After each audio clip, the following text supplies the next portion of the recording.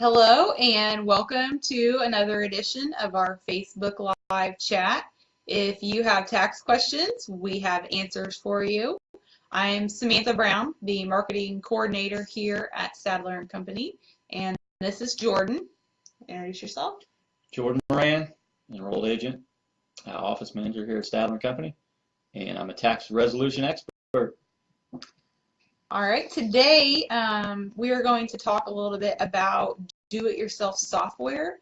We actually have had a couple clients in the last month come in with some different issues involving the do-it-yourself software, mainly the tax prep software, but we're also going to talk a little bit about the DIY accounting software and some issues that you can run into with that. Stay tuned because at the very end of the video, before we sign off, we're going to give you a special offer for tuning in. So make sure you stay tuned for that.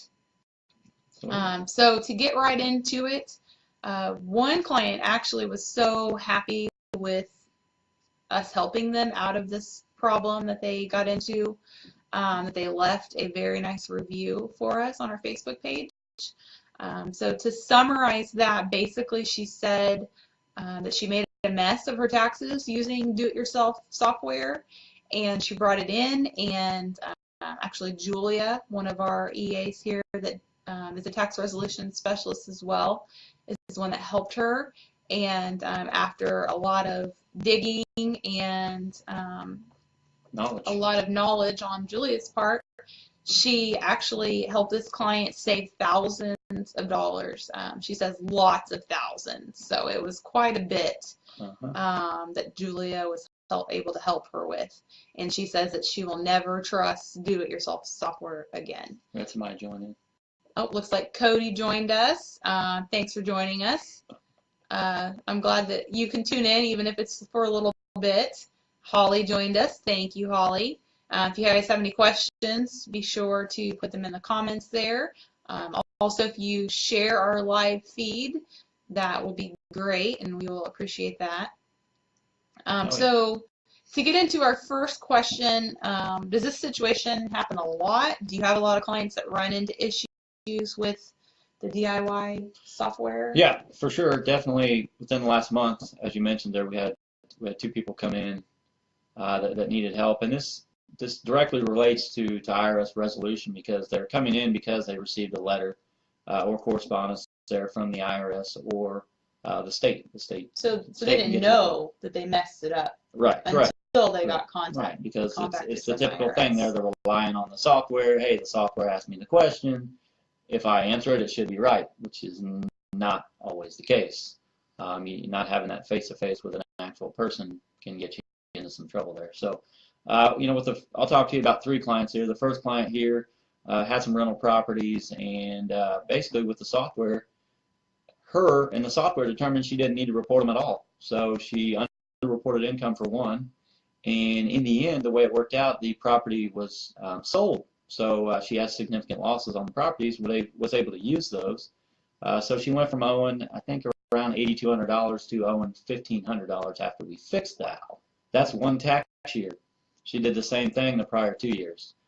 So she was able to save a lot of money. So she gave us a very good review there on our website. She was very happy, and I personally think she'll probably be a client of Julia's for life there. The second client here, once again, did the taxes on her own, used a DIY program there, and miscategorized Social Security benefits, put those on twice, basically.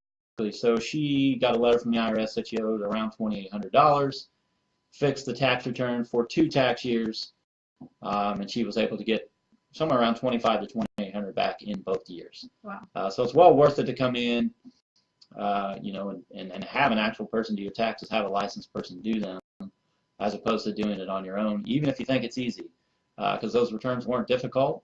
It was just the fact that they, relied on the software. They don't have knowledge. You don't have an actual person that you can speak to there to ask questions and get a straight answer there. So if you don't know what they're asking, chances are you're going to mess something up. So really the software is only as good as the information that you put into it. So if you don't know Right. If that applies, then if you don't know what the software is asking, then you can get into trouble. Third client here, similar situation to client number one, just did not report stock sales.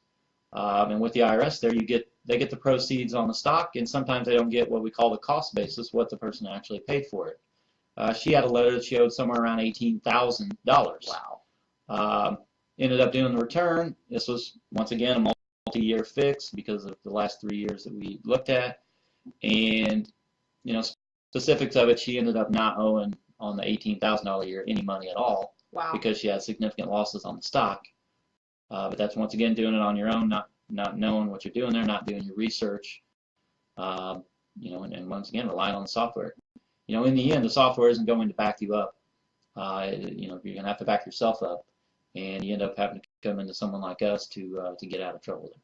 So she received a letter saying that she owed $18,000. Right. It was a proposed letter, which is the CP 2000, which we talked about in a prior chat. So it's proposed. You have 30 days to respond to it, whether, hey, I owe it, I agree, or I don't agree, and here's why. But that would be very shocking. Yes. To get a letter saying that you owe. And some people get scared and they just pay it, which is the absolute worst thing you can do. So. Wow. I don't think I would be able to pay an Right, $18,000 letter. Yep, true. So just to sum up some ways, can you just give us a list of some common ways that people get into trouble? Yeah, and the most common ways are when it gets, I guess you could say, somewhat technical with the software. A big one we see is with the education credits. There's 2 or 3 different, 2 credits, 1 deduction that you can claim there for education expenses paid out of pocket. There's a lot of questions that you have to ask, and there's also more due diligence requirements there for claiming the good one, the one that you can get 40% of a credit back on qualifying expenses paid out.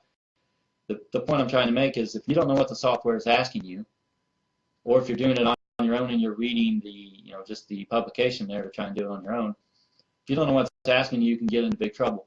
And the IRS is really auditing those, starting in 2016 and forward. There's a lot more due diligence requirements related to the education credit. Miscategorizing income, as example number 2 I gave you there, the income was just miscategorized and double counted. It wasn't a hard return. It was just the fact that they didn't know what they were doing. Incorrectly or not reporting rental income.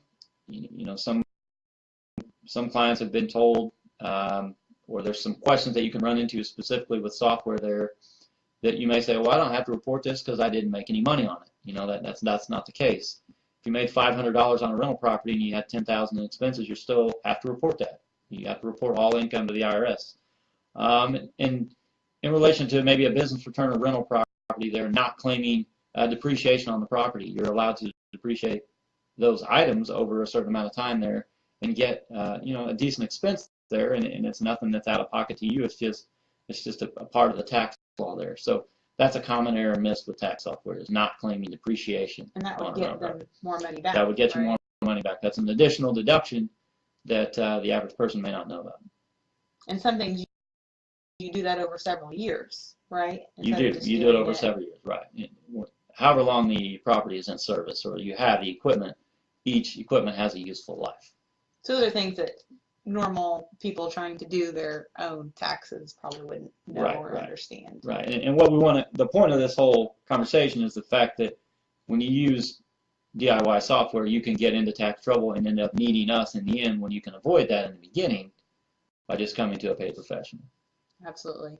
And like you said, some of the things that people maybe think are easy returns are not necessarily easy. Right. Exactly. So before we get into the next question, I want to remind everybody that you can write your comments in the comment box there, or you can email Jordan directly with your questions at jordan@stadlertax.com. You can also message our Facebook page right here, and we will respond or answer your question live, depending on how technical the question is and what we need to do there. Yep. You can also visit our website. It's www.stadlertax.com. And there's more resources there. Yep. So the second part of this A lot of people use DIY tax prep software, but there are also a lot of people that use DIY accounting software. Mm-hmm. So, in your experience, do people normally get into trouble with DIY accounting software? You do. You don't see it as much as the tax software there, but you do see it. It's particularly in relation to payroll taxes. Certain softwares you can use there will tell you that it'll file the reports on time for you. It will pay all the payments that are due there, and there's just people that 100% relied on that, and it didn't get paid. Something didn't get filed. Next thing you know, it's pyramided to where it's over a 2-3 year time frame, and you get into the situation where we talked about last week with payroll taxes and them wanting to shut down your business and things like that. So, so the point is, payroll tax is very technical, and you can't just rely on the software to do everything for you. In the end, it's going to be on you if the IRS or the state comes knocking. It's on you. What about if someone is using this kind of software to do their bookkeeping? Can they run into trouble with that? You can run into trouble if you go ahead and use your report to file the tax return and you find out that you missed a deduction or you understated income or you overreported something. Generally with the accounting side of things, they may be using a tax preparer. They're just doing the books on their own, and we can review that report for you to make sure it looks correct. Is there anything out of whack? You may want to look into this account. You're missing this. So not as common. More fixable. Right. Unless they are moving forward with doing their taxes themselves after doing their own bookkeeping. Right. So after it's said and done enough the return is filed, you may have to file an amended return. And you can do that to claim a refund, or you can do that to find out that you owe money. So definitely good to have a second set of eyes on your books and also on your tax return, because do it yourself is not 100%. Nope. That's the point of it here. This sparked me wanting to have this conversation this week because of the amount of people that have been coming in the last month for the same type of issue. Right. And we definitely want to give you the knowledge so that you can avoid these issues. Right. And actually, we mentioned earlier that we were going to have a special offer if you tuned in for the whole Facebook Live broadcast, and we're getting close to the end here. What we are offering is if you've been doing your taxes yourself, print them off, bring in the last 3 years, and one of our enrolled agents will review them for you and sit down and go over them. And if you've been doing everything right, they will say, great job. You're doing a great job. I can't save you any more money. Everything's good. You're good with the IRS. If they review it and you've missed something where they can get you back some more money, or they see that something is a red flag and you may be getting one of those wonderful letters from the IRS, they will tell you that as well, so that we head off those issues before you get penalties and all that good stuff. So basically, if you bring in your last 3 years of tax returns, we will review them for free and let you know if everything's good, it's good. And if it's not, we'll let you know that too. Or if you could have saved thousands of dollars, we'll let you know that too. Happens all the time, right? So really it doesn't hurt. You're only out the time to bring them in.